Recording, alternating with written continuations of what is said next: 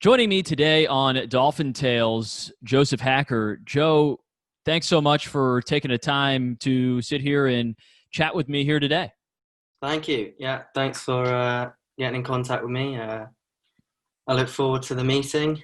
Yeah. You are a member of the men's golf team, first-year member of the men's golf team. It's been interesting because so many of my interviews over the course of the last several months have been with returning student athletes to JU. But for you, your entire experience has just been in the last couple of weeks or so. You don't really know JU from years before or anything like that. What has your first taste of life as a Dolphin been like for this past few weeks? First, it's my first 2 months here. I'm actually really enjoying it, despite all the different situations and scenarios we've been put under.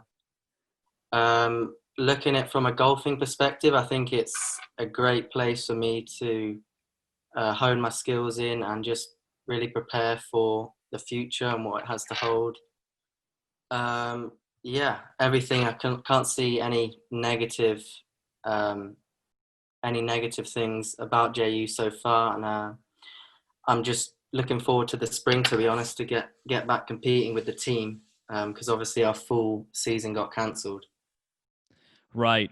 Which has been a shame, but no doubt, obviously that creates a completely different type of mindset compared to how golf is kind of year round. I mean, I know technically college golf doesn't compete in the summer, but you're used to going out there and competing all the time. I mean, you've been able to kind of get out and make the most of opportunities as of late, regardless of the fact that there aren't official events on the calendar, correct?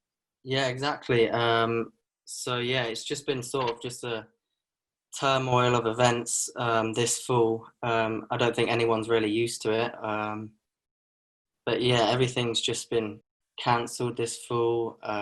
We do have a couple of individual tournaments, which is good, just to get that competition mindset, keep that ticking over. But yeah, just really this fall, I think it's just preparing for the spring. There's not much going on in terms of golf tournaments that are really big for JU. And yeah, that's really what this fall is, I think, for golf-wise.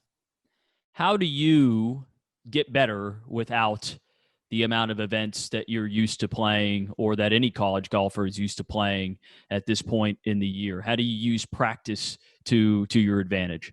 It's obviously a lot harder because, well, personally for me, you gain the most experience and knowledge when you're under the gun and under the biggest pressure, which is you can only get that from tournaments. But it's good that we have a good team, all competitive at JU. So we always play games, just competing against each other, pushing each other on. And yeah, just that competitive mindset, just into practice, just always wanting to beat each other, things like that, even on the golf course, throwing in some consequences like playing for press ups or things like that, just to get like a competitive edge, just gain some pressure. Obviously it's not going to be the same as tournaments, but we're doing the best we can for the situation. You said that you've enjoyed your time, albeit brief, at JU thus far. A great chance for you to grow as a golfer for what's next. What is so attractive about Jacksonville University when it comes to playing golf here? So for me, coming from England, one of the main reasons I wanted to come over here to America was the weather, because obviously in the winter back home it's not great. Also the golf courses and the facilities that we have access to at JU. We have access to Tpc Sawgrass. I'm not sure if you're familiar with that, but that's a really well-known golf course. And also just the history and the players that have been here.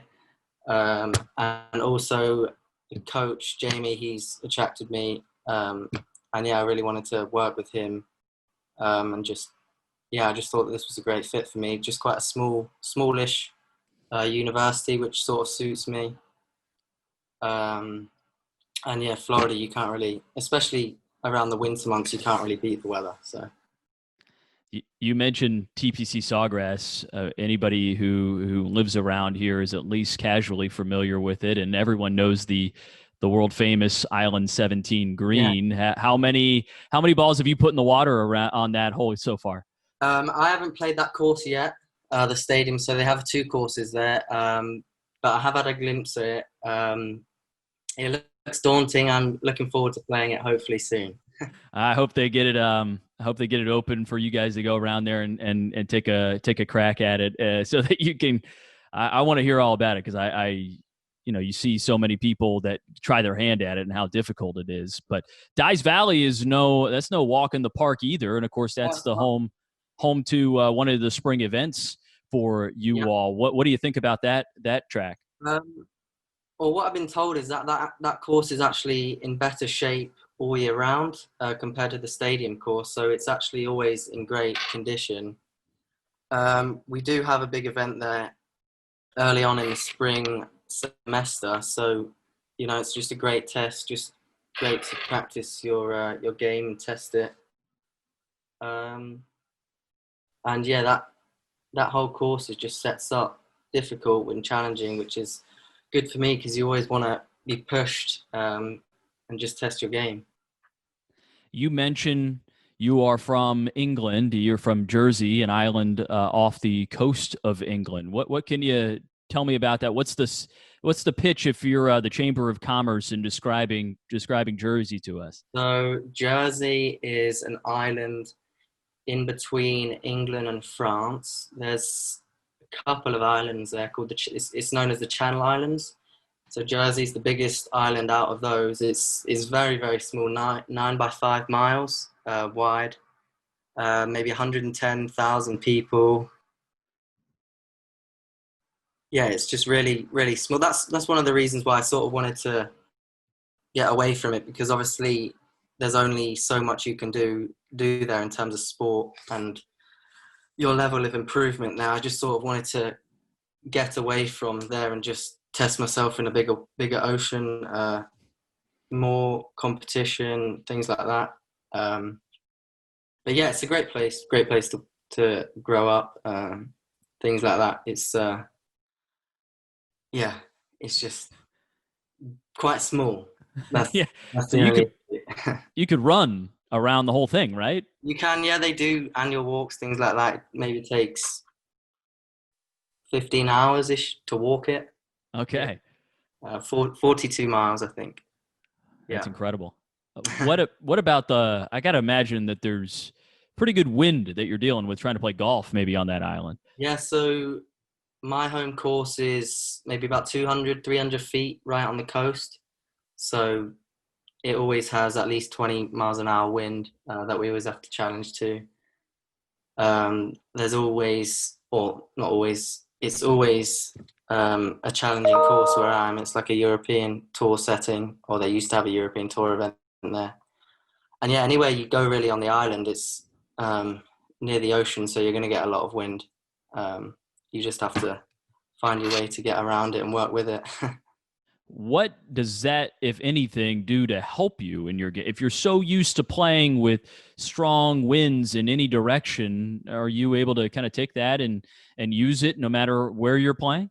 Yeah, I think playing with the wind definitely helps you be more creative with your shots. It's not just like a straightforward where there's no wind and you just attack the pin. You sort of have to find your way and just create shots, see shots.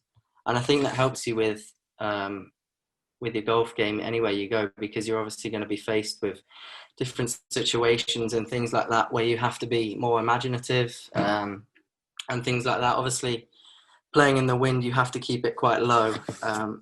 So one big thing for me was just working on my trajectories, which has helped with my distance control and things like that.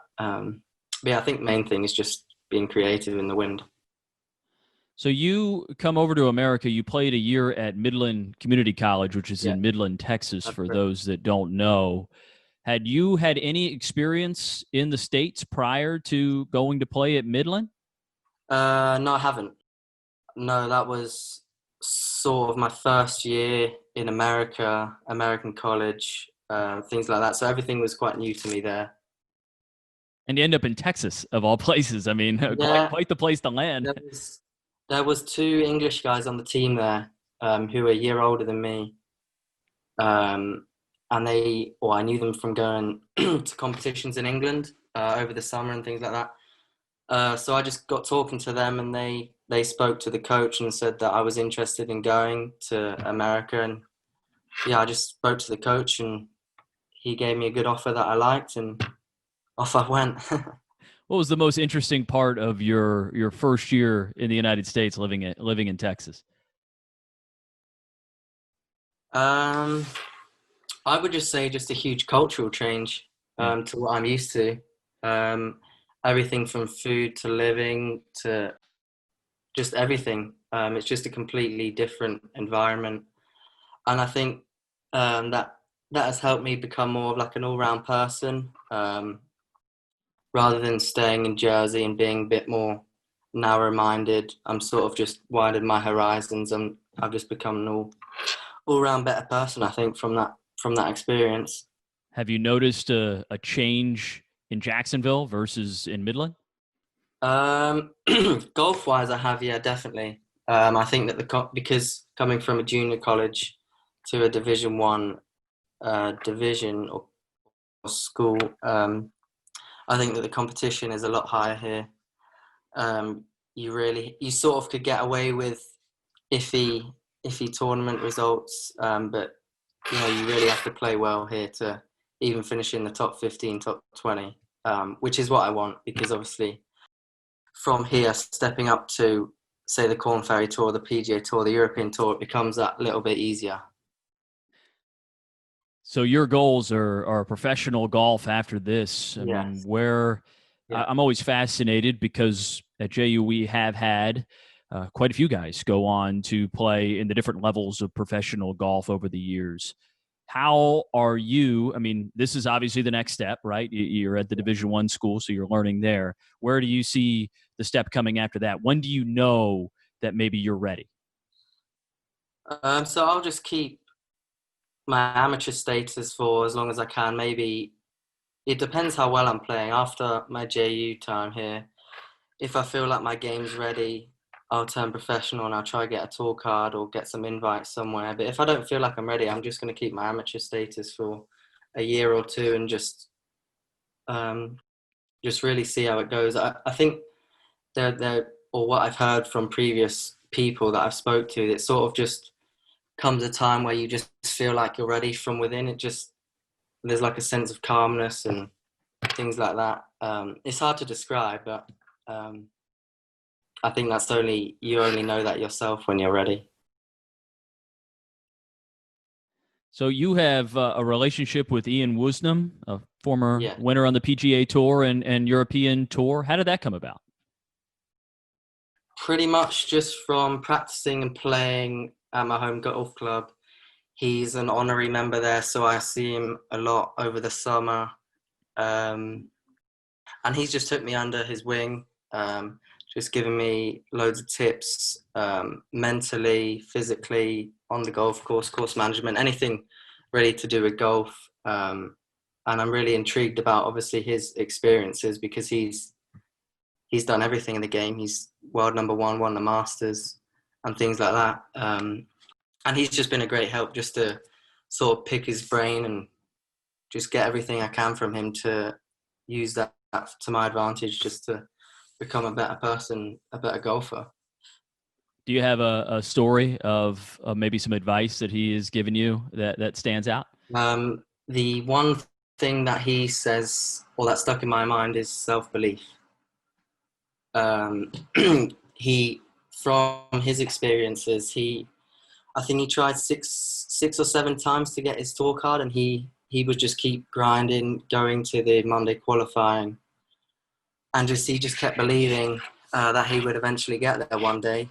Um, and yeah, he eventually got his card, and I think the rest was history for him. Yeah, I think self belief is a major factor. If you don't believe in yourself, I don't think you will really go anywhere. No one else is going to believe for you. You have to do it from within. And a game like golf too, where the mental aspect is such a major piece of it. I mean, it makes so much sense to sit there and preach believing in oneself, to have that kind of confidence, because if you go out there and you don't think you can get it done, I mean, do you have any chance of getting it done? It doesn't feel like it. Yeah, exactly. I think not a lot of people understand how much mentally demanding golf is. I think you only really understand it when you get to quite a high level, because there's so many golfers, even in the top 2 or 3 thousand in the world. Their ability all is the same. It's just that mental edge is what separates the top from the not so good and not achieving as much. Well, it feels like anybody can swing a club, or to be a hacker, not to make a pun on your last name, but to those that can separate themselves and become truly great at this game, that's what, like you said, separates the good from everyone else. So it sounds like you're on your way to that, and hopefully you're able to build that camaraderie, get better throughout the course of the fall, and then as a team, you all are ready to hit the ground running come 2021 in the spring semester. What's one moment early on here in your JU career that has stood out to you? Anything that you guys have been able to do, practice, anything like that? I couldn't really think of one moment, but I would definitely say just the camaraderie with the team, just all wanting to push each other. I think that's just one thing that stood out for me, because I think you improve a lot quicker when you're surrounding yourself with better players. So I think that experience for me, just always being around your teammates, whether it's in the gym or the practice area or whatever, you're always pushing each other, which is one thing that's just stood out for me. Joe Hacker, he's a new member of the men's golf team at Jacksonville University. Thanks so much for joining me here today on Dolphin Tales. Perfect. Thank you very much. Enjoyed it.